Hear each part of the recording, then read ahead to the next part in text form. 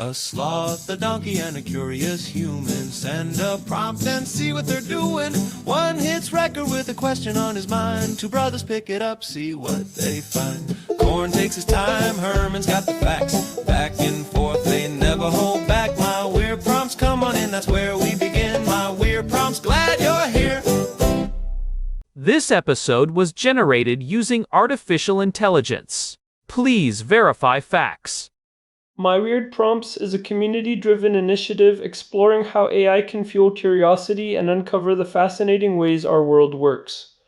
GPU compute for this podcast is generously provided by Modal. Learn more at modal.com.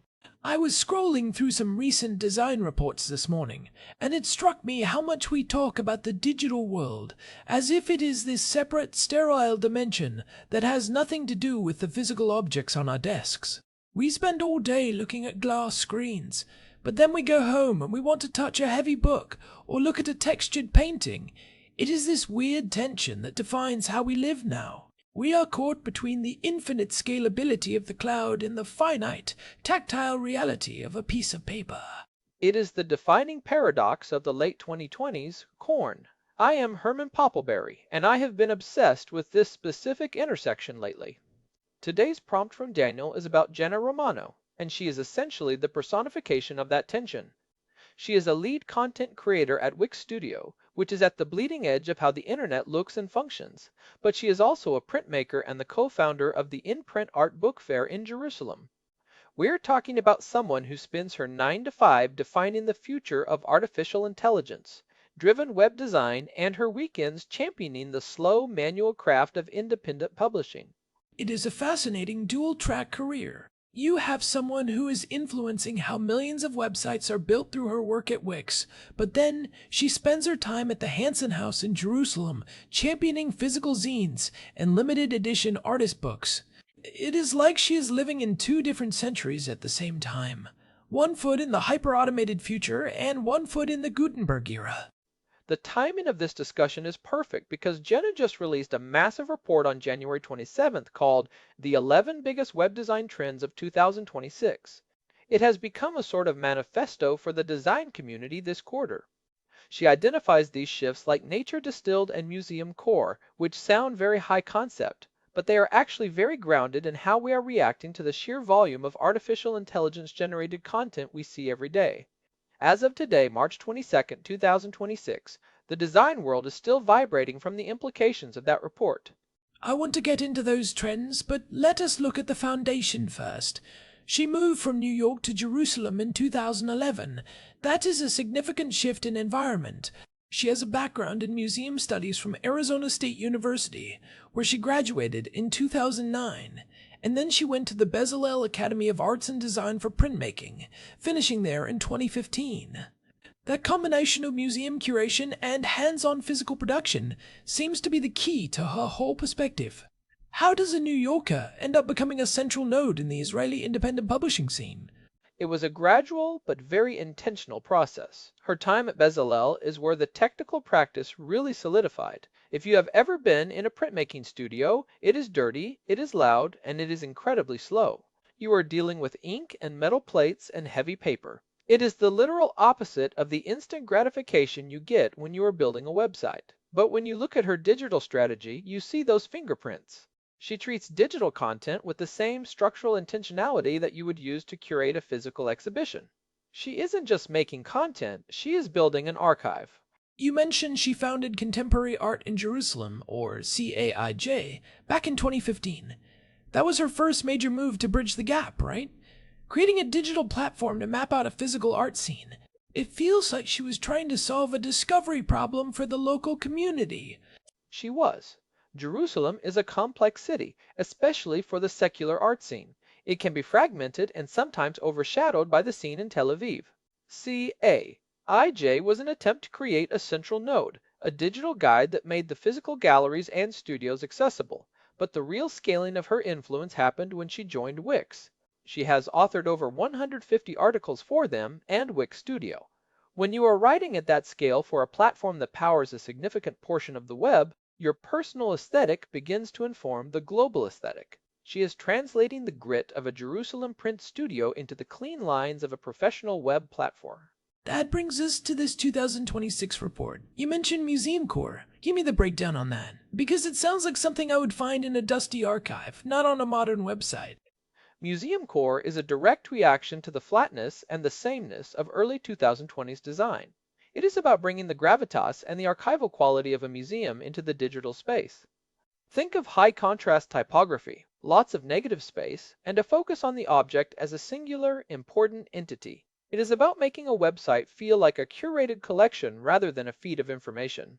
It is very much an extension of Romano's philosophy that the digital space needs to feel human and intentional. It is the idea that a website should have the weight of a gallery wall. And what about Nature Distilled? That is another one she mentioned. Is that just putting more pictures of plants on websites? It is more technical than that. It is about using organic shapes and textures that are abstracted from nature to create a sense of calm. In her report, she talks about how we are moving away from the bright, neon, high-energy aesthetics of the early artificial intelligence boom and moving towards something that feels more tactile and grounded. She calls it tactile maximalism in some contexts. It is the idea that even on a flat screen, we want to feel the grain of the paper, the unevenness of the ink, the tooth of the design. It is about bringing the sensory experience of her printmaking background into the user interface. It is interesting that she is pushing for tactile maximalism at the same time. Wix is leaning heavily into artificial intelligence. I mean, just on March 2nd, Wix launched their dedicated app within ChatGPT. They are also doing a $1.75 billion share repurchase program right now, which shows they are in a very strong, aggressive position.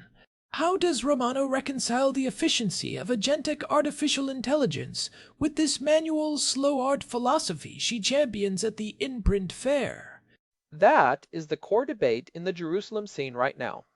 I was reading some of her recent writing on agentic artificial intelligence, and she actually views it as a way to give designers superpowers in terms of efficiency.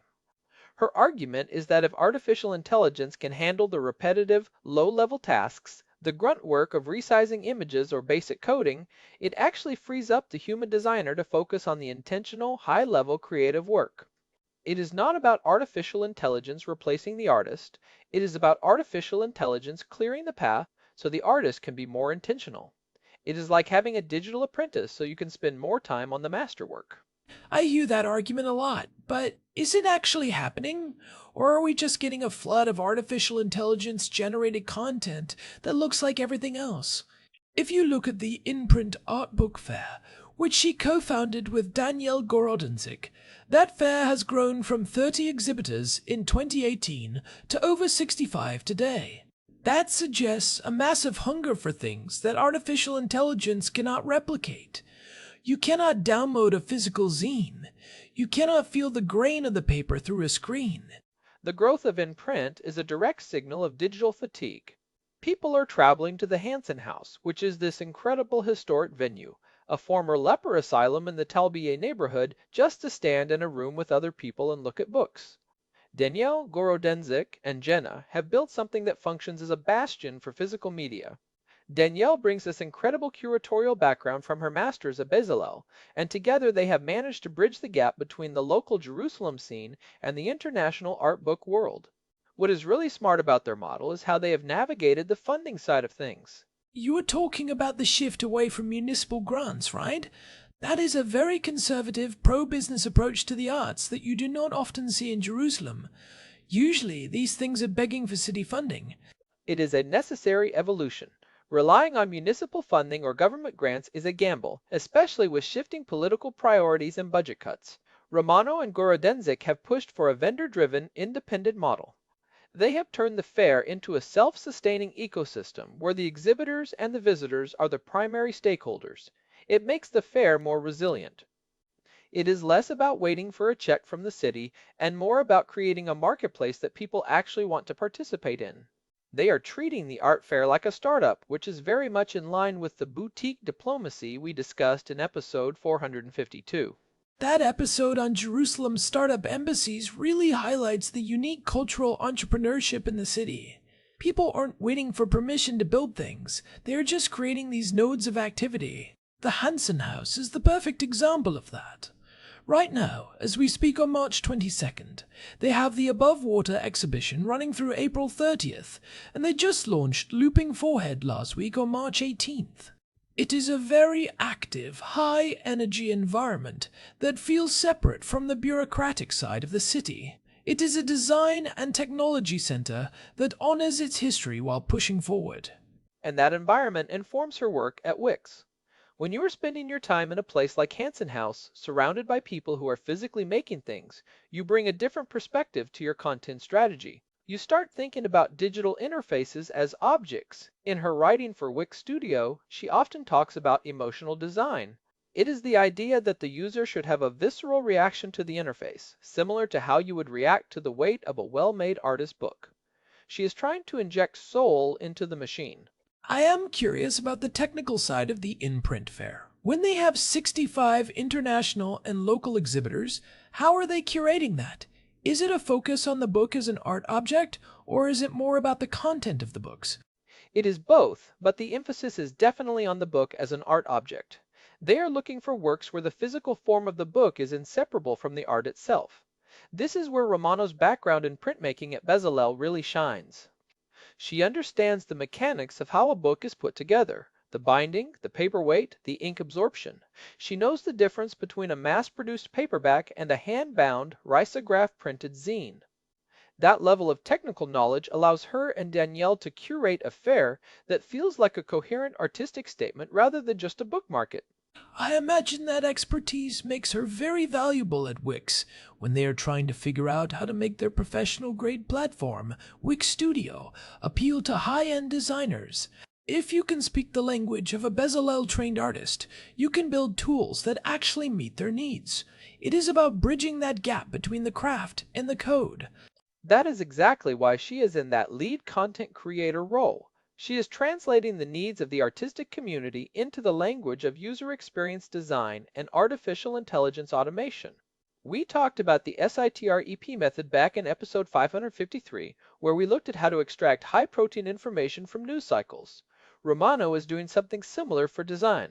She is filtering out the noise of every new artificial intelligence tool and identifying the core aesthetic shifts that actually matter for the long term. She is providing a site rep for the visual world. Let us talk about the agentic artificial intelligence tension again. If we are moving toward a world where artificial intelligence can generate a full website from a single prompt, which Wix is essentially enabling with their latest tools, what happens to the human and intentional design she advocates for? Does it become a luxury good? Do we end up with a two-tier internet where most sites are artificial intelligence generated and the high-end Museumcore sites are the only ones with human fingerprints? We are already seeing the beginning of that. The Museumcore trend she identified is essentially a luxury aesthetic for the web. It is expensive looking because it is minimal and intentional. It is the digital equivalent of a limited edition artist book. The mass market web will likely be dominated by artificial intelligence efficiency, but the brands and creators who want to stand out will have to lean into the tactile, human-centric design that Romano is talking about. It is the only way to create a distinct identity in a sea of algorithmic perfection. If everyone has a perfect website, the only thing that will matter is the imperfection that makes it feel human. It is a bit of a counterintuitive move for a company like Wix, which is pushing artificial intelligence so hard. But I suppose they need both. They need the efficiency to capture the mass market, and they need the high-level design theory to keep the professional designers on the platform. They can't just be a website builder anymore. They have to be a design studio. They have to. If the platform only produces generic sites, it loses its value for the creative community. By having someone like Romano leading their content strategy, they are signaling to the design world that they still care about the craft. They are saying, look, we have the tools to make you fast, but we also have the insights to help you make things that are beautiful and meaningful. It is about maintaining that professional-grade reputation even as the tools become more automated. I want to go back to the Jerusalem context for a second. You mentioned the secular art flight in episode 1258, where we looked at the shifting demographics of the city. Does a fair like in print help anchor that secular creative population in Jerusalem? It is one of the most important anchors they have.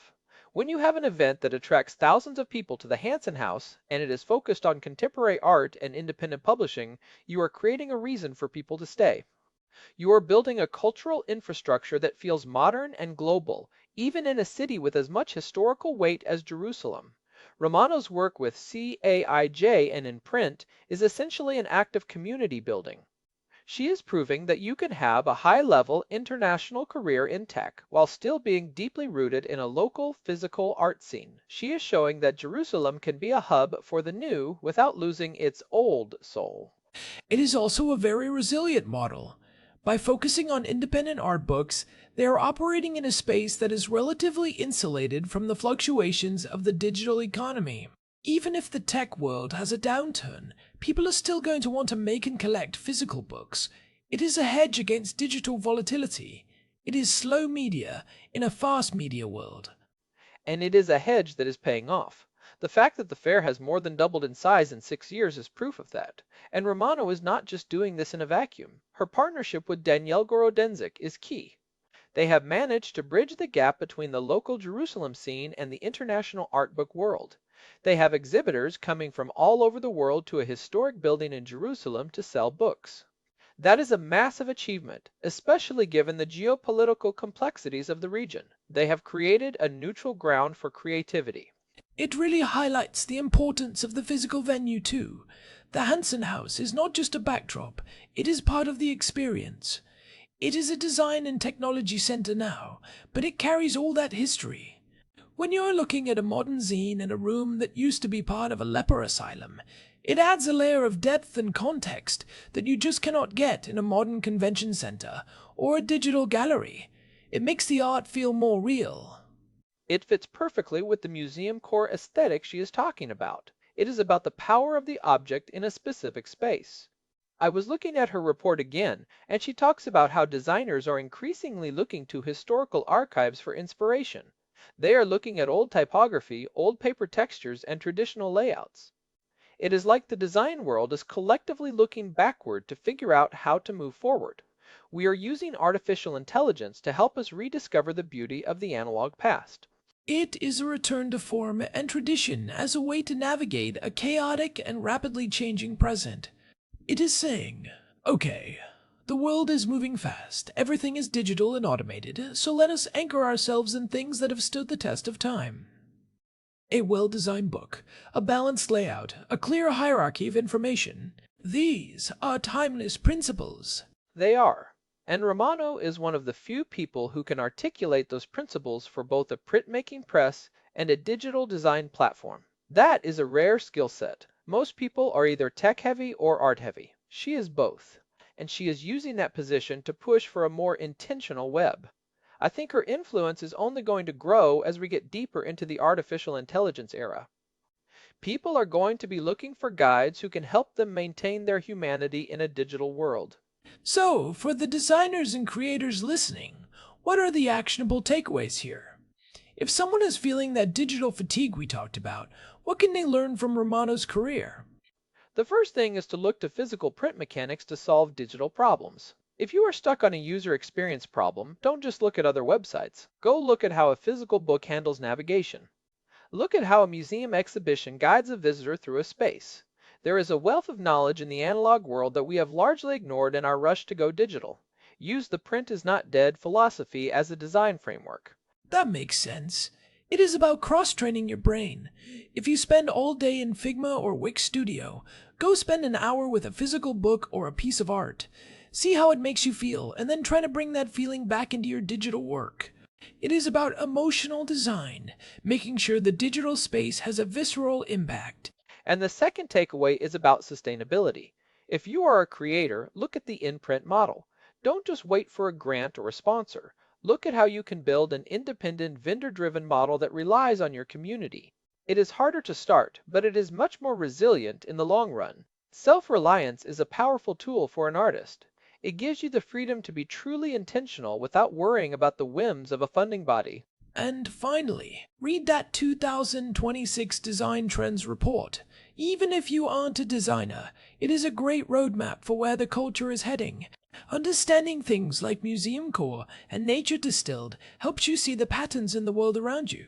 It makes you a more informed consumer of the digital world. You start to see the why behind the what. It really does. It is about becoming an active participant in the design of your life rather than just a passive user of these platforms. Jenna Romano is showing us that you can lead the digital charge while still holding on to the things that make us human. She is proving that the future doesn't have to be sterile and glass. It can be textured, intentional, and grounded. It is a hopeful message. In a world of agentic artificial intelligence and billion-dollar share repurchases, there is still room for a handmade zine in a historic building in Jerusalem. I think that is a balance we should all be striving for. Can the human and intentional design she advocates for survive the full integration of artificial intelligence? I think the answer lies in how we use the tools. I agree. It is about using the technology to amplify our humanity, not replace it. Romano's career is a masterclass in how to do that. She isn't fighting the machine, she is teaching the machine how to appreciate the art of the book.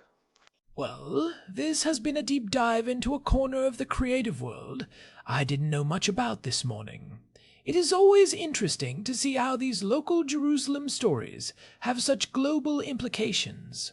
Jenna Romano is a name we are going to be hearing a lot more of as this design cycle continues. It is the beauty of the city. Everything that happens there feels like it has a weight to it, and Jenna is right in the middle of it, bridging the gap between the ancient and the automated. I think we've covered a lot of ground here. From the mechanics of printmaking to the future of agentic artificial intelligence, it is all connected. It is all about how we communicate and how we make sense of the world. That is the goal, making sense of the weird prompts Daniel sends us. He certainly keeps us on our toes. I am going to be thinking about Museumcore for the rest of the day now. I might even go buy a physical book. Just one? You might get hooked. It is a dangerous path, Corn. Once you start appreciating the tooth of the paper, there is no going back to the Kindle. I'll take my chances. Before we wrap up, I want to say thanks as always to our producer, Hilbert Flumingtop, for keeping the gears turning behind the scenes. And a big thanks to Modal for providing the GPU credits that power this show and allow us to explore these topics in depth. If you enjoyed this dive into the intersection of digital and analog design, a quick review on your podcast app helps us reach new listeners who are looking for this kind of high-protein information.